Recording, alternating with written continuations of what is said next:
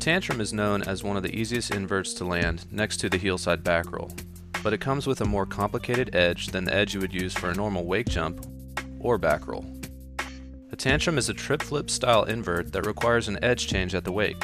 In other words, if you approach on your heels, you actually flatten the board before the wake and then switch to your toe side edge to pop the trick. At first, this is a very abnormal thing to do unless you take a few steps to get used to the tripping motion and the trip flip style edge.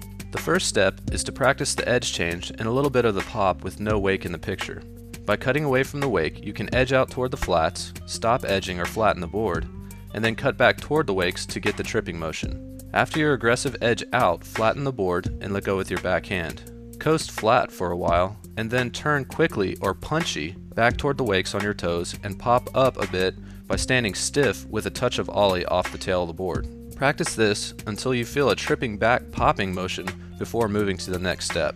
The next step of this sequence is a basic backside reentry pop off the wake. A backside reentry pop positions you squared up to the wake with only your front hand on the handle, just like the takeoff of the tantrum, while at the same time you can ollie pop off your toe side edge to get acquainted with the edge change you will use during a tantrum attempt. For this step, don't take an approach. Sit at the bottom of the wake with bent legs, drift up toward the top, lean over your toes, and then ollie pop up and out toward the flats to land back at the bottom of the wake. Remember, this step is to get familiar with the pop of the tantrum only, not the approach. After practicing backside reentries and getting familiar with the pop, it's good to practice the approach separately from the tantrum attempt, so you can get used to flattening at the right time before the wake to get into the squared up position. Take a wide edge out to set up. Bend your knees while you coast, and then approach the wake at half speed of the normal aggressive tantrum approach. A few feet in front of the trough of the wake, flatten the board and release your back hand. After flattening and releasing your back hand, stop quickly at the wake in the squared up position and then do a small reentry pop.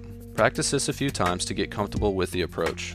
The next step is very similar to the last, but instead of doing a reentry pop and landing on the outside of the wake, you will do a reentry pop and land on the inside of the wake. This helps you square up and pop, but it also keeps you moving in the same direction across the wakes as a tantrum attempt. Use the same speed approach as the last step, flatten off, release your back hand, square up your shoulders to the wake, and then pop off the wake in a tall position to do a one wake jump, but with a bit of the tripping motion so you fall back a little as you leave the top of the wake to mimic the pop you need for the tantrum.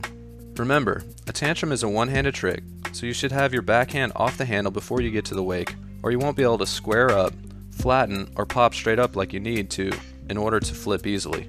Practice this sequence before every session of wake-to-wake tantrum attempts, and you will quickly engrave the tripping motion and trip flip edge you will need for this easy-to-achieve first invert.